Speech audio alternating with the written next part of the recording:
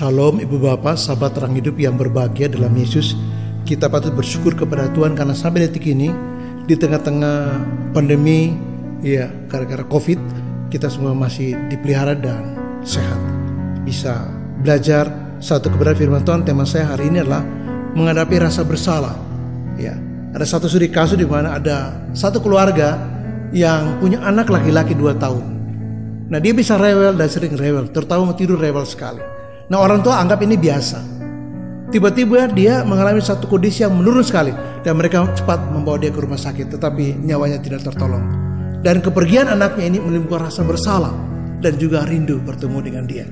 Nah, saya ingin membaca satu ayat dari 1 Yohanes pasal 1 ayat 9, satu ayat saya baca buat kita. Firman Tuhan, jika kita mengaku dosa kita, maka Ia adalah setia dan adil, sehingga Ia akan mengampuni segala dosa kita dan mencucikan kita dari segala kejahatan. Ayat ini mengingatkan kepada kita bahwa jika kita mengaku dosa kita, Allah itu setia dan Allah itu adil, sehingga Allah akan mengampuni segala dosa kita dan mencucikan kita dari segala kejahatan. Nah, yang pertama ialah barangkali kita harus mengoreksi diri.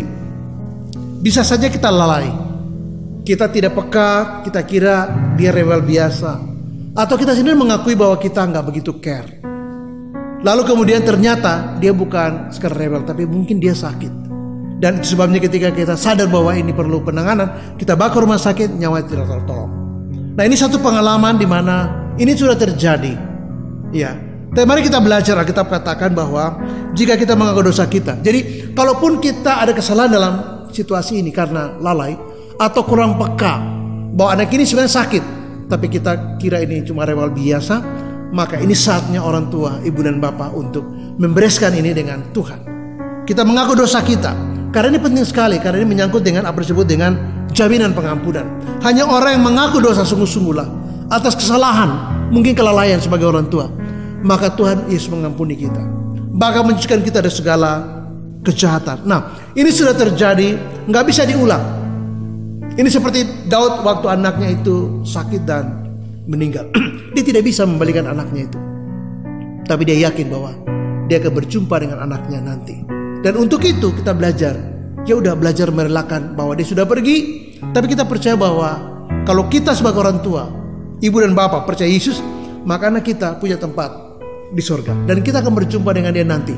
Jadi relakanlah kepergiannya, dan apa yang sudah terjadi biarlah kita bereskan dengan Tuhan, sehingga tidak menimbulkan rasa bersalah yang mendalam, dan ini membuat situasi menjadi tidak baik. Hal yang kedua adalah mari kita berdoa dan bangkit lagi. Ini sudah terjadi, ya, tapi kita jangan terkubur oleh pengalaman pahit seperti ini. Jangan kita kemudian terus menghukum diri kita. Oh, ini kesalahan saya, ini kesalahan saya, ini dosa saya. Waktu itu saya care, dia sudah nangis-nangis, tapi kita anggap dia bermain-main, lalu ini terjadi. Itu sudah terjadi. Oke, kita sudah mengaku dosa dan kita tahu bahwa Tuhan Yesus mengampuni kita karena pengakuan kita dan pemberian kita. Oke, mari kita berdoa supaya kita bangkit lagi. Jangan terus terpuruk di sana. Jangan menghukum diri terus. Jangan putus asa, karena ini hanya mempersulit situasi kita. Hanya membuat kita tenggelam dalam duka, tenggelam merasa bersalah, dan makin hari makin mendalam, dan bisa membuat kita menjadi tertekan dan bisa depresi. Jadi mari kita jangan juga menyalahkan keadaan, karena kita percaya bahwa selalu yang terbaik Tuhan sediakan buat kita. Ketika Daud itu dia sadar bahwa dia tidak bisa menahan anak itu, karena dia harus pergi, ya, ke pangkuan Allah karena dipanggil. Ya, sebelum dia mengenal anak itu dan sebelum anak itu mengenal ayahnya, Tuhan sudah panggil dia. Tapi iman Daud menjadi iman kita, bahwa kita percaya sebagai orang-orang yang percaya Yesus, ketika anak kita dipanggil, maka kita tahu juga dan kita percaya bahwa satu hari kelak kita akan berjumpa dengan dia. Mari kita berdoa supaya kita bangkit lagi. Mari kita berdoa supaya kita tidak menghukum diri. Mari kita berdoa supaya kita tidak terus menyalahkan keadaan. Mari kita berdoa untuk supaya kita tidak saling berkonflik. Istri menyalahkan suami, dan suami mengatakan, ini gara-gara kamu. Enggak gara-gara kamu. Gara-gara kamu. Enggak gara-gara kamu. Ini gara-gara kamu. Kamu kan ibunya. Ya, tapi kamu kan bapaknya. Itu hanya membuat situasi menjadi tidak kondusif dan tidak baik buat kita. Mari kita berdoa supaya kita bangkit lagi. Ini sudah terjadi, biarlah yang berlalu biar berlalu. Tapi kita belajar bahwa di depan ada harapan. Nah, ketika Daud berdoa, Tuhan menggantikan anak itu dengan anak yang lain, yaitu Salomo. Dan Salomo lah menghibur ibunya Batseba. dan juga ayahnya. Dan bahkan Salomo kemudian menjadi raja di Israel, menggantikan Daud. Nah, saya ingin mengatakan kepada kita bahwa jalannya masih panjang, harapan masih panjang. Bahwa kita pernah bersalah, ya kita bereskan dengan Tuhan. Kita pernah lalai, ya kita minta ampun kepada Tuhan. Tetapi mari kita berdoa supaya kita bangkit, karena Yesus jawaban bagi setiap pergumulan kita. Yesus menjadi solusi yang terbaik bagi kemelut hidup kita. Bagaimanapun stres kita karena rasa bersalah, bagaimanapun stres kita karena rindu, kita tahu bahwa satu hari kita akan berjumpa Dia karena iman dalam Yesus. Tapi kita tahu bahwa kita sudah membereskan itu dengan Tuhan. Dan mari kita belajar sesuatu yang penting dari peristiwa kepergian anak kita.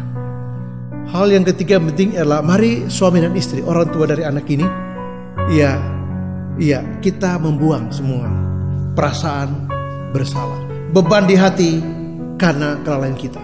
Mengapa? Karena pengampunan itu kita terima dalam Kristus ketika kita membereskan masalah kita. Inilah poin yang ketiga. Jadi buang semua yang sifatnya rasa bersalah.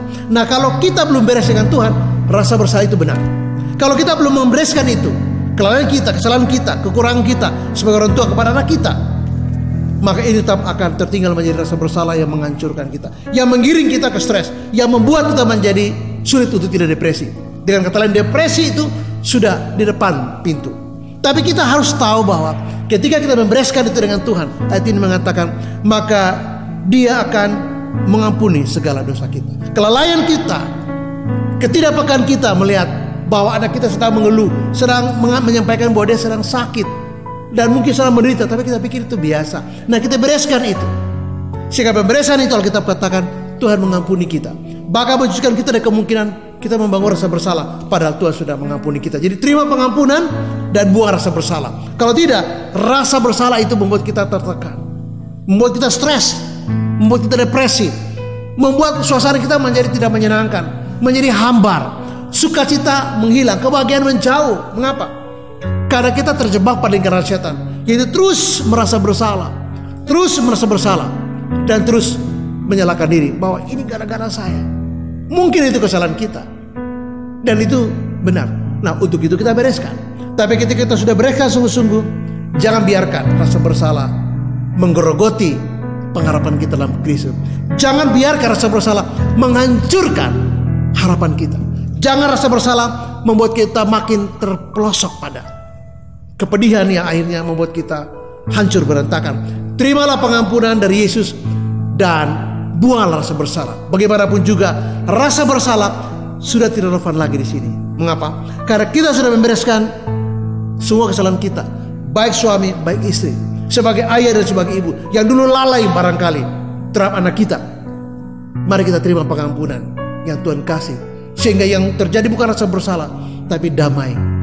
Yang terjadi bukanlah rasa bersalah, tapi sukacita.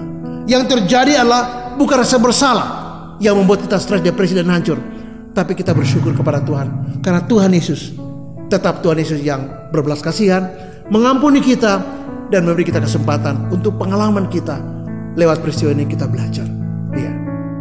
Hal yang keempat ialah kita harus ingat fakta bahwa anak kita sudah pergi karena Tuhan sudah memanggil dia.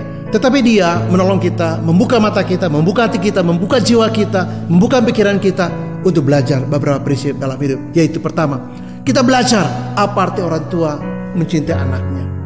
Kepergian Dia menyisakan kita satu pelajaran berharga. Dia membantu kita untuk sadar sebagai orang tua kita perlu memiliki cinta kepada anak-anak kita. Yang kedua, kepergian anak kita mengajarkan kita bagaimana kita sebagai orang tua, ayah dan ibu, memberi perhatian sebagaimana seharusnya seorang ayah dan ibu kepada anak-anaknya. Kalau kita mengasihi dia, maka kita memberi perhatian kepada dia. Yang ketiga, bahwa dia sudah pergi, tetapi dia mengajarkan kita apa arti tanggung jawab kepada anak-anak. Baik ayah, baik ibu. Bagaimana ibu bertanggung jawab kepada anak, bagaimana ayah bertanggung jawab kepada anak. Itulah yang kita belajar. Jadi dia sudah pergi, tapi pelajaran ketiga, dia mengajarkan kita bagaimana sebagai orang tua, ibu dan bapak, bertanggung jawab kepada anak-anaknya. Yang keempat, bahwa ketika peristiwa terjadi dan dia sudah pergi, ingat, dia mengajarkan kita, menolong kita untuk membuka diri, membuka pikiran kita, membuka hati kita, jiwa kita, untuk belajar bersyukur ketika kita diberi Tuhan anak. Banyak orang tidak punya anak. Jadi kalau kita sia-siakan, waduh, ini sangat menyedihkan sekali. Ini sangat memilukan hati.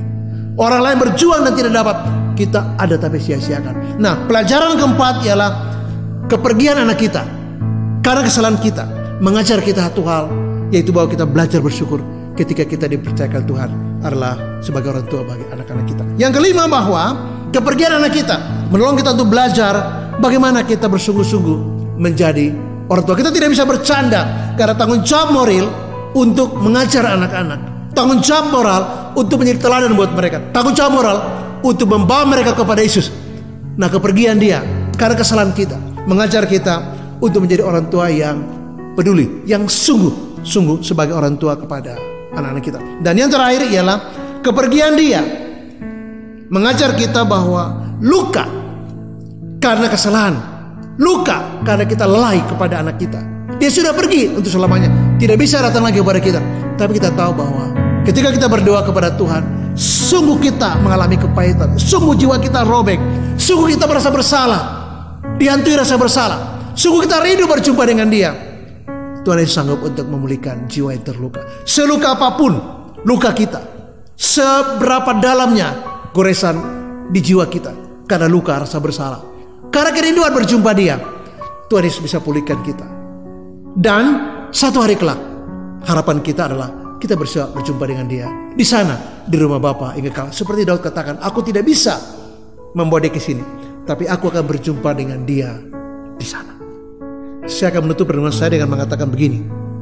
Ya, sebagai orang tua, ibu dan bapak, ini pedih dan sangat sedih, berat sekali ini. Bagaimanapun juga kita baru sadar ketika anak kita pergi. Tapi saya katakan tadi, kita bisa datang pada Tuhan dan membereskan. Ketika kita bereskan dari Tuhan, mari kita berdoa supaya kita bangkit lagi. Itu sudah terjadi, tapi jangan biarkan diri kita tenggelam dan hanyut di sana. Yang ketiga, mari kita buang semua perasaan depresi dan rasa bersalah. Mengapa? Karena terimalah pengampunan yang dikasih Yesus. Dan terakhir, mari kita belajar untuk bangkit dari situasi ini.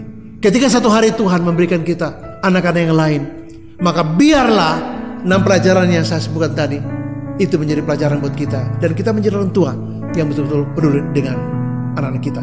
Ketika satu hari kita dipanggil Tuhan, kita akan berjumpa dengan Dia di rumah Bapa yang kekal. Jadi Dia tidak pergi kemana-mana atau tidak hilang. Kerinduan kita, mari kita wujudkan dengan cara, mari kita belajar pengalaman ini. Dan ketika Tuhan mempercayakan kepada kita anak-anak yang lain, seperti Daud dikasih Salomo, Salomo bahkan Daud bahkan memberi kesempatan kepada Salomo menjadi raja. Jadi tempatkan dia sebagai anak yang betul-betul dikaruniai Tuhan buat rumah tangga kita, sehingga kita betul-betul menjadi orang yang baik bagi anak-anak kita. Terus memberkati dan Shalom. Amin.